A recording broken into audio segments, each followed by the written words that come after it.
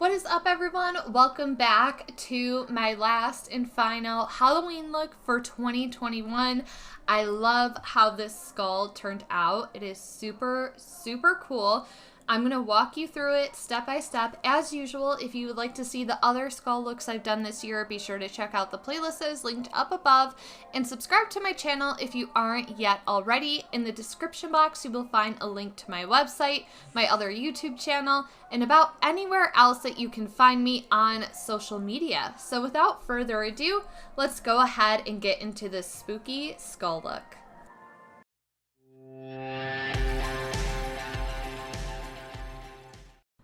I already have some things going on, so I did a rough outline of my eyes and cheekbones. I like using a lip liner for this because you can easily erase it and it goes on super easy. I also have my ABH eye primer on around my eye area, and because I still wanted to have just like a skin color come through, I did use my foundation. I used the MAC Studio, I think it's a Studio Plus foundation, and this is a Love Bite lip liner by Morphe that I use to outline. What I like to do, because I work so closely, I actually went into my bathroom to take a step back to kind of map out where my cheekbones were to get a rough outline and a rough sketch. So now lightly with the lip liner, I'm just going to finish out the area. It doesn't have to be exact, and I'm just doing like little sketchy lines, just lightly pressing onto my skin. I wanted my brows to show through and not have to cover them up. I always try to make these looks as simplistic as I can for people following along. So I'm just kind of blocking out the hollow areas, which are going to be the darkest, and I wanted to have like a little bit of a furrowed brow moment, so you could see those lines extending out towards the center of my face. In here, you can play around. You can follow your natural eye socket shape if you want to, or you can just get creative and do whatever you want. I always suggest having a reference photo of a skull on hand while you're sketching these areas out and while you're doing the mouth area, as it tends to be the trickiest. But just have fun with it and do what feels right. And like I mentioned before, the best part about using like a lip liner like this, if you make a mistake, you can easily just wipe it away, and it's not going to ruin the foundation. It's not really going to ruin the look that's underneath. So now I'm going to accentuate the cheekbone area. So here you can see I've exaggerated those lines, and now I can just easily wipe away the line that was there before and pat over it with my beauty blender. And it doesn't matter because it's going to be hollowed out and darkened anyway. So now I have my line set and nothing is going to be super confusing. I also always get the question when I do these tutorials how long it took me to do this look. This look, because there's so much detail in this look, it took me like three and a half hours. This was a longer one, so make sure you're blocking out enough time, especially if you're not used to doing these kind of looks at home. But yeah, let's go ahead, and now that we have our outlines down, let's break it down so we can get further along, and hopefully you're able to easily follow along with me. I started planning this look out as soon as Manny revealed the Moonspell Volume 2 palette from his brand Lunar Beauty. We're going to be using all of the reds and purples in this look. If you want a more in-depth look at this palette, I will have it linked up above. I do swatches and eye look and just go over the palette if you're interested in it. And today was my first time really diving in with these colors, and I'm really impressed, and I love how it worked. They're pigmented, they were easy to blend, easy to work with. They did not disappoint at all. So here I'm taking a red shade and just really exaggerating my crease, and I'm just laying that color down. And I'm kind of going at a curved diagonal up to my brow bone in the inner corner. That's how far I'm going to drag this color in. Going in with this lighter lavender purple, I'm going to take that and basically just put it all over my brow bone, because when you're doing a skull look, you still want to think about the highlights and contours in our own eye area as well to help it look super three-dimensional. So I'm just popping on that lavender color all up in the brow bone area and extending it all the way out to where I drew the socket line. And I'm going to also lightly blend that into the red. This is where the time adds up in these looks. It's not that it's tedious, but it is a lot of back and forth and blending and building up color and blending and building up color. So that's where the 3.5 hours really comes from. It's just building up and blending the eyeshadows to get them how you want. I'm going in with the darkest purple in the palette, and I'm going to be packing that on to the outer corner. So it's the same thing with the red. I'm just bringing it closer to my lid, but I'm really packing that on. And I'm going to focus on blending it in a few minutes, but right now it's just about layering that purple on and getting it to look as opaque and dark as possible. I don't have much brow, so I can really get away with stacking this color through my brow up to where my arch is. If you actually have eyebrows, you might have to work a little bit harder at this step, but here I am just kind of carving out the hollow part, and I'm going to build up that furrow in the brow. So whatever color and pigment is left over on my brush is kind of what I'm doing to fade out that furrow, and I'm also deepening the crease even more. And once I'm happy with how that inner crease looks, I'm going to go back in with the red and start to blend it out a little bit.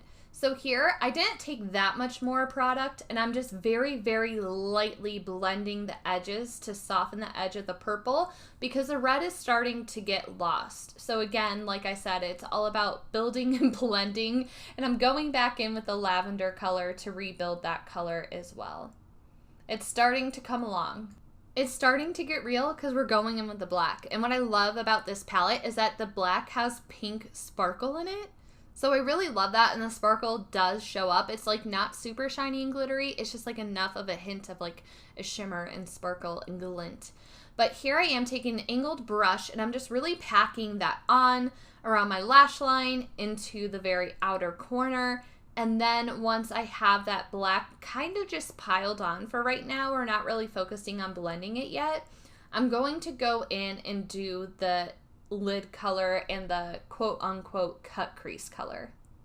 Willow is like a true fire red, so that is what I'm going to use on the inner corner of my eye. I'm just using a little bit of a curved brush, and I'm going to start packing that on, and I'm just going to follow the natural shape of my eye socket for right now as if I were doing a traditional cut crease.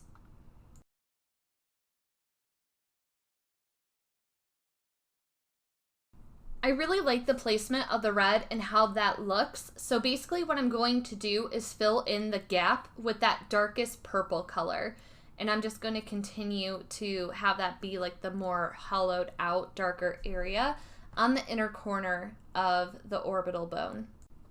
I love the shimmers in this palette, so I'm taking a mix of these two shimmers, the red shimmer and the more purpley red shimmer, and I'm just going to pack that on with my finger. I think that applying shimmers with your finger is the best way to do it. You get the most impact that way, and I just love having this little hint of glitz and glam into such a spooky, almost sinister looking Halloween look.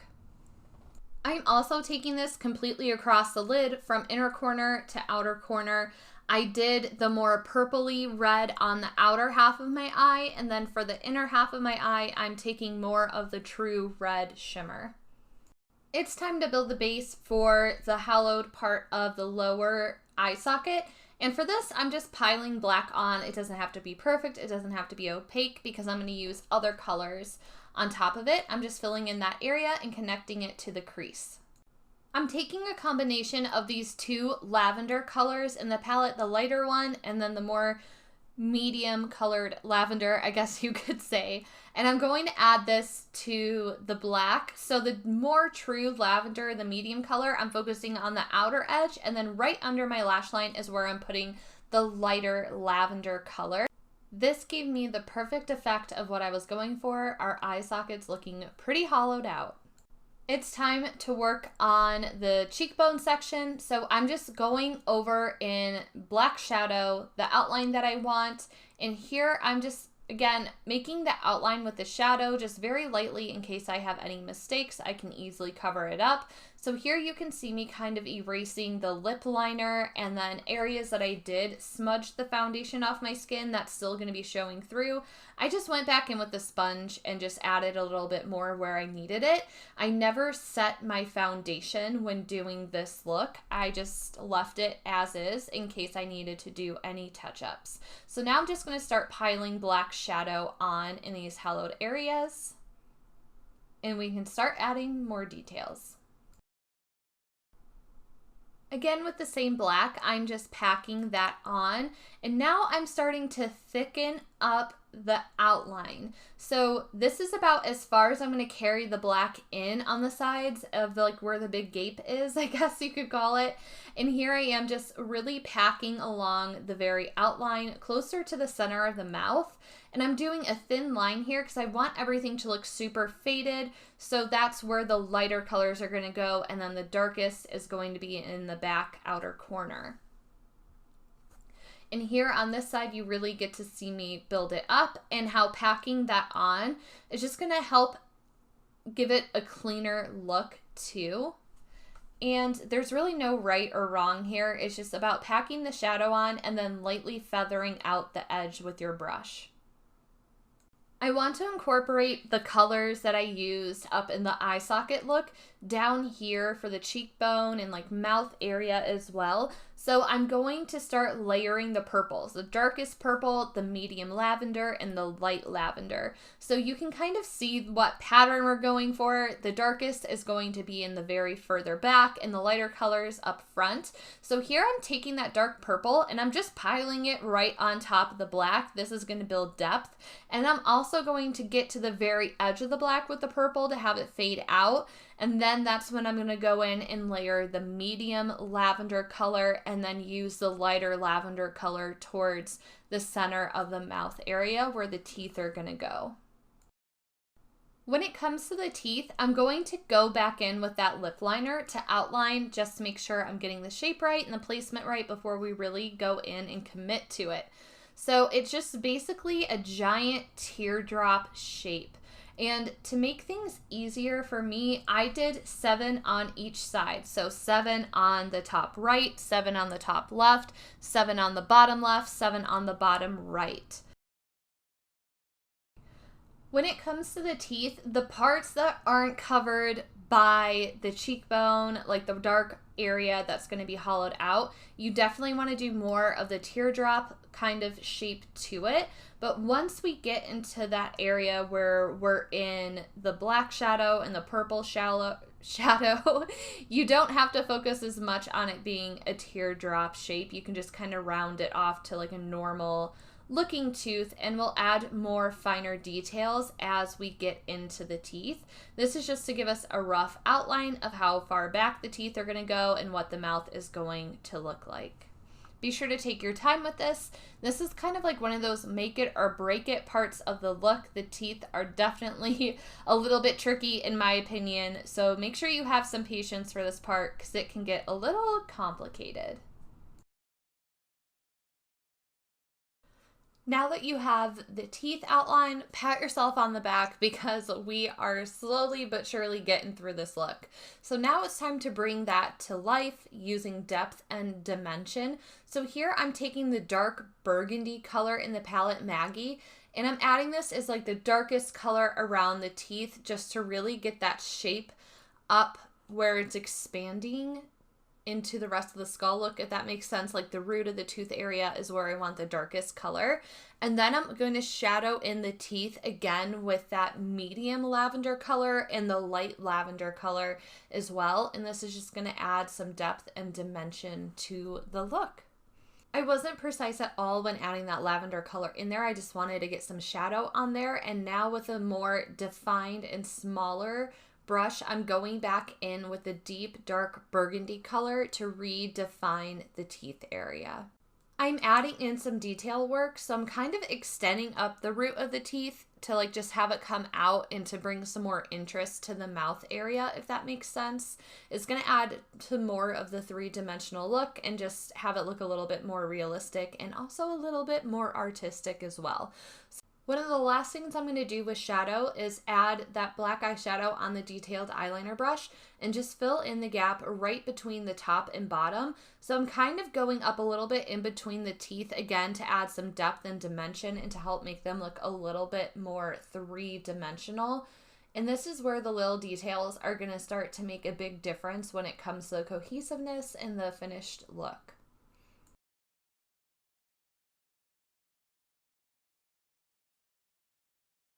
I really wanted the white of the teeth to stand out, so I'm using my Mehron Paradise paint palette in the shade white, and I'm just using that on like a curved brush to apply. You just add water to activate it, and you can just dab it right on. It's super easy, super fast. I know that not everyone has access to cream paints, so you can also try using, like if this is like a one and done, you can try using a NYX Jumbo Pencil in the shade Milk from the drugstore. It's a cheaper alternative. If you have cake liners, you can use that as well. I just thought that the paint palette would be the easiest and most pigmented way to get the opaque white teeth on there, because I really wanted those to stand out. Moving on to the nose, I kind of, again, sketched out the shape that I wanted with the eyeliner. I wanted it to be a little bit more skinnier, you know, a little bit more snatched of a skull nose. So you can make this shape any shape that you want, but I'm going in with that detailed eyeliner brush, and I'm going in with that true purple color. And it's going to be the same process with the other purples. I'm outlining and having the darkest area with the most depth with the dark purple color, and then I'm going to blend that out and use the other purple colors as well. So here I was just defining the shape of the nose, and I'm going to drag out the purple and blend it a little bit at the top, but I don't want it to be super, super dark there at the top. The bottom is where I'm going to pack the most dark purple on, and then I'm going to go in with like the burgundy color, and then I'm going to go in with the medium lavender color, and then the lighter lavender color will be the lightest, and that will be like the highlight part of the nose. So I put that towards the top of the nose, so it just kind of fades nicely as you see as it comes together. If you want to do your nose a different way, do it a different way. This is just what I did, and I just had fun layering the different colors.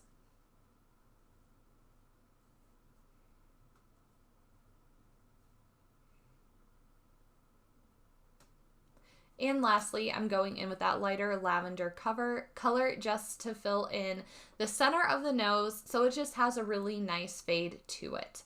And I can't believe I didn't show the shadow, but I'm taking the purple, that's the second shadow in the top row. You can see it right there, Luna. The second shadow in the top row is what I did on top, and there I was showing you that I was going back in with those lavender colors to sort of build up and add some more depth and dimension to the eye socket area. And this is kind of where we're adding our final touches and our little details to really bring this skull look to life. I'm just adding more, I guess you could say, shading and highlighting with the purple colors. I'm putting the purple above and below the outline of the cheekbones. I'm also going to fill in the temple area with the purple. I'm going to add it across my forehead just to bring some more color. So anywhere you would like bronze or contour your face, this is where you want to put the purple. And I also wanted to do it around my chin as well, just to bring more of the purple color into the look so it's more vibrant. And I'm just layering a darker purple on top for more shadow and depth. Things got a little bit blurry with all of the blending, so I'm just going back in with that detailed brush and the black shadow to go around the edges to just really define it so it's more of a sharper line. And this is going to have it stand out a little bit more, and it's going to add more depth and dimension to the look. How many more times can I say that in this video? Let's find out. We are finally on to the finishing touches stage. So here I'm using cake liners. These are the Suva Beauty, the black and white cake liners. And these are just water activated, so you just spray a little bit of water on top of them, mix it up so it's the right consistency that you like. And I'm actually using nail art brushes to apply this, because I'm sure, as you know, makeup brushes are so expensive. I got a kit, I think, of like 6 nail art brushes off of Amazon for only a couple of dollars. So I definitely suggest going that route. It comes in different lengths of the bristles. But here I'm just adding like a cracked skull appearance. This is going to make all the difference in the world. This is really going to bring our skull into a 3-dimensional element. This is an outline detail with the black cake liner. So as you can see, I outline the nose. Very thin lines. You don't want it to be super thick. And then I'm also going to do the same with the eye sockets. And these are just like squiggles. So just let your arm flow. Just like have it constantly moving to get that squiggled and cracked effect. There's really no way to mess this up. And what I'm going to do with this is once I have like the basic outline done, I'm going to go in and add some more cracked details. I don't know why, there's just something about a cracked skull that I love, and there's no right or wrong way to place these either. I just kind of have a couple of cracks branching off of each one. Like I think I normally do 2 or 3 little cracked squiggles per line. And yeah, you can just make this as artistic as you want. Kind of think of it drawing as like tree branches is the best way I can think of it. And you can just see how that little detail already added so much to the look and is just really bringing it to life. So here I'm just kind of adding it along where any stopping points might be, where it might be cracked. Say crack for me one more time. Crack. Anybody know what that is in reference to? I mean, I don't know. You just started watching this YouTube video and then all of a sudden, next thing you knew, she was just talking about crack. So anyway, here I have the white Suva liner. So I'm just spraying that with a little bit of water. I'm using a little bit longer of a brush.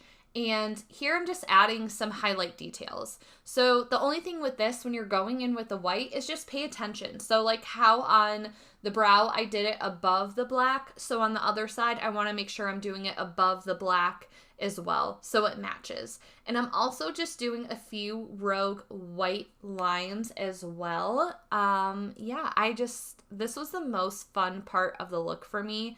Just having like that little bit of artistic freedom and not really feeling the pressure as much. So when you're doing a skull look yourself, like what is the most stressful part to you and what is the part that you actually enjoy doing? I also wanted to add some highlight around the nose as well to really have it stand out because I feel like it can get a little lost in the look sometimes. So this is what we have so far. I just added some cracks on the side where the cheekbone is. That is what I'm trying to think of with words. But this is what we're looking like so far with all the little details. It is looking so good, and bam, here is the final completed look. I am obsessed with how it came out. I ended up adding some detail around the teeth with the black cake liner, but I just love how this looks. I feel like I had someone ask if it was a filter when I sent them a sneak peek of it. So I think that that is an indicator of a job well done. If you recreate any of my looks, be sure to tag me at MakeupByMegB on Instagram. I would love to see it. Let me know, what are your plans for Halloween this year? I'm probably just staying home. This is what I do. I stay home and create and post on the internet. But I would love to hear from you. Thank you for taking the time out of your day, and I will see you in the next one. Bye, everyone.